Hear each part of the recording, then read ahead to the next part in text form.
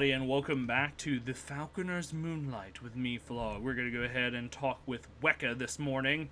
Seems to be a little misty. I found Weka dicing for gold with a pair of Chinese miners. I watched them for a while from across the street, focusing on those dice as they tumbled across the porch board of Flynn's general store. By the sixth roll, I'd become damn sure that those dice were loaded. So I popped back into the Moonlight Hotel, borrowed a glass of water, and sauntered real casual-like over to Weka and his prey. Then I intercepted those dice mid-tumble, and ignored the resulting complaints as I dropped the dice into my glass. And sure enough, they both settled on the bottom, sixes down, snake eyes staring up at me. The miners looked at Weka, Weka looked back. I dropped my glass and drew my guns before anyone had time to do anything stupid. At that point, Weka proved himself to be a man of good sense, handing back the miners' dust and some extra sterling as way of apology. He even managed to an amused smile as the miners walked off down the street, headed for the Moonlight Hotel to no doubt celebrate their narrow escape from misfortune. Begging your pardon, Miss Winter, but shouldn't you be out hunting for lost folk rather than trying to despoil my reputation? Such as one Maggie Matthews. I don't know where she is. I didn't say you did, Mr. Jones. Then what are you saying? I'm not. I'm asking. Why did the two of you part ways at Giggling Glade? Giggling Glade. Really? The question caught him off guard, as intended. Do you make a habit of prying into the personal matters of innocent gentlemen? Yes. So, was she not as sweet on you as you'd hope? Your little bush liaison not go as planned? Quite the opposite. You can spare me the sticky details, just the facts, please. She threw herself at me, and I gracefully declined her affections. That sort of thing happen to you often, Mr. Jones? Please, call me Wiremu. What? Wiremu? What? I'm very confused. Cassie.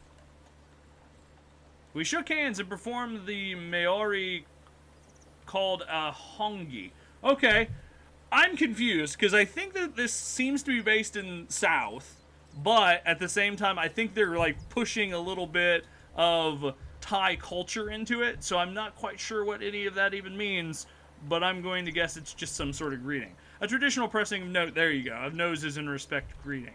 Apparently, it's about sharing the breath of life together, and I had to admit, I could see why ladies fancied this Wiremu Jones. Well-presented, well-mannered, and with eyes that like rich dark chocolate. Yes, unfortunately so. And I make it a point of never taking advantage. It's the way my mother raised me. My mother taught me to shoot any man that looked at me funny. Then we both had the counsel of wise women. Guess so. But let's spare a thought for Maggie's mother now, shall we? Alright, Maggie took my rejection rather badly. Unrequited love, it's not an easy thing to bear. She threatened to tell the town that I'd taken her by force. Oh. You can imagine how that would have gone. The word of a Maori man against that of a Pakeha woman, the daughter of a respected carpenter. See, I don't know how to pronounce some of these words, so they're probably pronounced badly, very badly. You'd have been hanging by a tree. You'd have been hanging from a tree by sunset. There you go. Exactly. I have to admit, though, Wiremu. Wiremu? I don't know. Wiremu. That's his name. His name is Wiremu now. That's a pretty good motive for murder. Most folks around here would agree with you, which is why I was in the process of hustling up some funds for a hasty departure from town. That is, until you rather elegantly foiled my hustle. Looks like you'll have to stay and prove your innocence then, Wiremu. I know that's not how you pronounce his name. Is that your way of saying, if you try to leave town, I'll shoot you? You're a smart man. Explains why I'm still alive. With that, he strolled off down the street, swinging his cane and whistling just like a cheerful gentleman taking his morning constitutional. Weird. Though the sun was weak in the gray sky, there was just enough warmth now to have lifted the mist off the bush a little. I had time to pay Biddy Goodwin a visit before I'd have to venture out into the damp forest to discover the fate of Maggie Matthews for myself. So, Maggie was the one who was going to stab him with a chisel, I'm going to take a guess. I found Biddy taking her first slug of liquid breakfast from her whiskey bottle. It seemed Biddy was a believer of the hair of the dog cure for hangovers. Essentially, in order to prevent hangovers, just don't stop drinking. You shot Weka yet? Nope, and you're not going to either. Why's that? Apart from you getting hung for it, Yep, already thought of that. Doing neck exercises twice a day. Alright, then how about innocent until proven guilty? Biddy cackled into her bottle. Ain't the way life works. Not in my experience. That's why you spend your time picking fights, is it? Someone's gotta keep the bastards of this world honest. Bastards like Captain Moonlight? What's your beef with him? She pointed down the street at a primitive construction of stone, rusting iron, and rotting timber that served as her house. That's all I got now. King George took the rest of his for that bloody mine of his. He's of the opinion that you sold it to him. Yeah, I signed a piece of paper. A piece of paper that said my land weren't nothing more than clay and rock. Not worth farming, not worth digging up for gold neither. The same land that now holds the biggest and richest gold mine in the area? Why did you take his word for it? I didn't. Government surveyor did. You think George paid the surveyor off? Sure as shit on a sheep's arse he did. Okay. It was true that Biddy had a genuine bone to pick with King George. I'm going to ask you this straight, Biddy, so don't go getting all offended and trying to get that rusty antique of yours. Ask me what, Falconer? Did you have anything to do with this accident? Biddy's face took on the puckered look of a rotten apple, and her mouth started working from side to side, like she was preparing a nice juicy spit for my face. And then the moment passed. Her face softened, and she simply took another sip of her whiskey. I lost a lot of friends in that blast. I know. I'm sorry. Not half as sorry as them. And it weren't no accident. No? Not with Jimmy Corbett in charge of those explosives. He didn't talk much. Didn't talk much, did Jimmy? Too busy worrying about his dynamite, about gas pockets, about lighted matches in wrong places. Jimmy worried, the others called him. And with Jimmy worried down that mine, nobody else needed to bother with it. Could Jimmy have made a mistake? Could I go a day without a drink? I took that as a no, thanked Biddy for her time, and thought about Jimmy Worry as I followed the nearest path headed for the bush. When an accident that kills 65 men turns out not to be an accident, 9 times out of 10, there's a color behind it. The Falconers spent a few hundred years working that one out. I'm kind of interested in the society she's part of, and I wish that they would go into more detail, but maybe in the full game. I followed the narrow trail through the damp forest, the mist still concealing much that should have been in view at this time of day. Oh my god, I can't read. It made me wonder if the colors were having something to do with it. They could bend nature to their wicked will, even the weather sometimes, so a little mist was probably well within their capabilities. Had I known the job involved being constantly wet and clammy, I'm not sure I would have signed up to be a falconer in the first place. But I suppose it's a small sacrifice for getting to save the world. A couple of curious fantails danced in the air about me as I walked. I don't know what that is. I chatted back to them, doing my best impression of a cork rubbed against the neck of a bottle. Some would see a visitation from a fantail as a bad omen, but from memory, it's just when a fantail flies into your house. Then it's come to say something, and it's usually never good news. Someone's going to die before the night is done. Out here in the bush, they're just saying hello. I don't know what a fantail is. The soggy trail broke out into a picturesque glade, giggling glade, currently empty of lip-locked lovers. Man, you try saying that 3 times fast. I had no idea if I'd been able to draw anything out of this place, but I had to try. If something had happened here, something tragic, something terrifying, something that could have left an imprint, I needed to see it. So she has the ability to see things? I positioned myself in the center of the glade, closed my eyes, and reached out with my mind, and braced myself to bear witness, as I'd been taught in Hong Kong. Oh, okay, Ben. There was Maggie Matthews, hands balled into fists, tears running down her cheeks, glowering at Weka's back as he disappeared down the path. I saw her muster herself, dark thoughts swirling about her like opium smoke, and draw one of her father's chisels from the folds of her dress. Chisel brandished, she started after Weka, her first step trembling, the second stronger, the third. She didn't get to make the third. A shadow burst from the forest and took Maggie mid-step, a blur of predation and monstrosity, a color. Maggie Matthews was gone before she could even scream. Alright, so she has, like, vision stuff. That's pretty cool. I opened my eyes, took some deep breaths, and waited until my heart slowed from a gallop to a canter. Then I set off into the bush, starting at the point where Maggie and the color had breached the tree line. The color had nothing left to betray its path, no physical sign that any tracker no matter how skilled, could have followed. So I closed my eyes, committed my mind to empty darkness, and listened to the dying echoes of Maggie's terror and pain. I followed that sorry trail all day until the sun lurked low over the damp hills. The shadows were long and the day nearly done when I saw the first physical sign that I was in color territory. A miner's boot half submerged in mud, rotted leaves disturbed by a body dragged, a severed finger still bearing its wedding ring. I drew my guns and crept through the bush, taking each step with silent, painstaking care. As I moved, I scanned my surroundings, searching for the barest movement of fern leaf or frond, a flash of color that didn't belong, a whisper of air displaced, anything that might signal imminent attack. The forest remained as quiet and somber as a crypt. The birds had long since fled. At last, I saw a break in the trees ahead, a clearing filled with wan evening sunlight.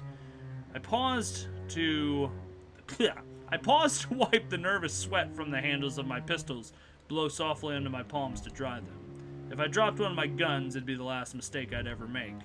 Then I pressed on, sneaking, watching, until at last I reached the edge of a clearing.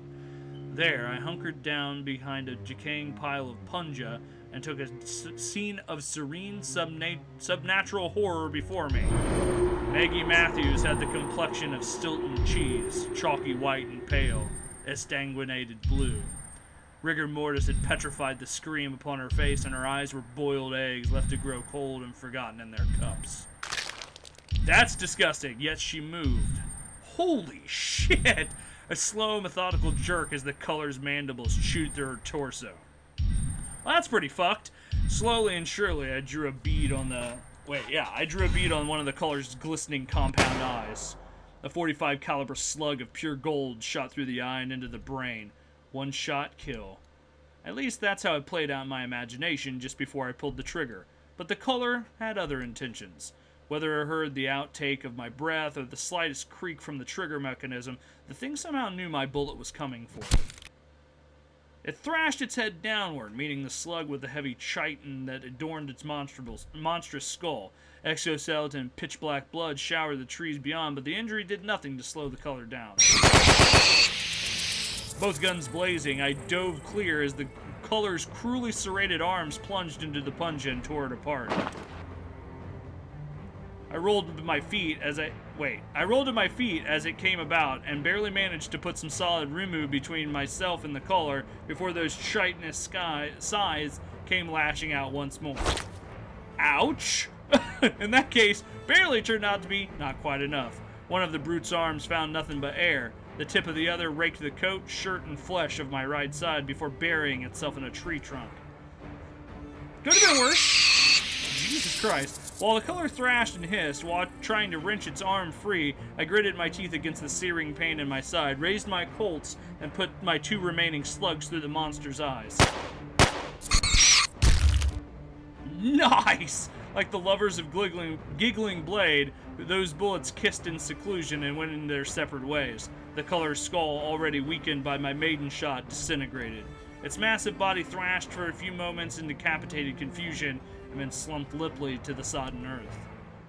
Nice! This is actually a really, really cool... do they call these kinetic novels? Where there's like movement and animation? My moment of victory was a short one, as my bleeding flesh reminded me of the cost. There's no shame in crying, and I did just that as I took the bottle of Farland's remedy from my coat pocket, unstoppered it, and with trembling hands downed its contents. Like most of the Falconer Alchemist brews, it simmered in welcome warmth the way down and burned like a bitch as it got to work. Ouch! I eased myself to the ground, put my back against a tree, and tried not to scream at the agony of Farland's remedy knitting my insides back together. After what seemed like an hour, but was probably only a few minutes, the pain subsided to the point where I could once again think and see with some clarity. As the remedy finished its work, I took to the clearing and its macabre inventory. I almost said that way wrong. It looked like most of Moonlight's disappearances would end up being explained by this one blood-soaked dell of a shattered bone, tattered cloth, and shredded flesh. It was impossible to tell exactly how many people had shared Maggie's fate, but a quick skull count told me a dozen at least. And just when I finished counting, that's when I saw the eggs. I struggled. I knew it. I knew there was some fucked up shit going on. I struggled to my feet and crossed the clearing. stepping as best as I could around the remains of the tragically departed. The first egg looked like it belonged to the color I'd just slain. A long, waxy cocoon, some 10 feet in length, ruptured from the inside out. Its twin lay nearby. Same length, same burst-open appearance. I brought these monsters down, but there was another out there. Equally big, equally ferocious, and now wise to the fact that there was a falconer on its tail. I saw the third cocoon obscured by ferns on the edge of the clearing. Despite the cold, clammy air, the sweat beaded on my skin as I limped over to the thing and took in its grotesque beauty. It was smoother, more delicate than its cousins, like a baby's cot made of pure silk. The top had been neatly slit open and its content disgorged without the slightest disturbance to its smooth lines. And what sort of contents? Centipedes? 1,000 or more. A curling, wriggling mass of legs, mandibles, and glistening, supple chitin. 1,000 near mindless creatures that, when joined, forged a single and fiendishly clever intelligence. A cedar. Interesting. I looked from one cocoon to the next, and to the next. This wasn't a color problem. This was a bloody infestation. I felt the tears stinging my eyes once more. They weren't tears of pain this time. Farland's concoction had seen to that. No, they were tears of frustration and something else. Fear.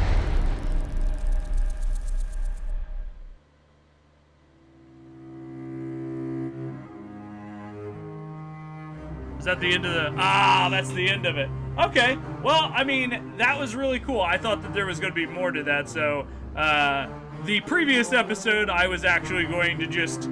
yeah, so we're just going to put this on the end of that, and that'll be the end of it. But thank you guys very much for joining me. This is a really interesting... This is a very interesting game, and I really hope that I get to play more later. I like the kind of weird story tale kind of vibe that it has when it's doing the ending credits here. But anyway, thank you guys very much for joining me. I am Flog. Remember to hit that like button, comment, and of course subscribe. Have a nice one, guys. Bye-bye. I can't see in the dark.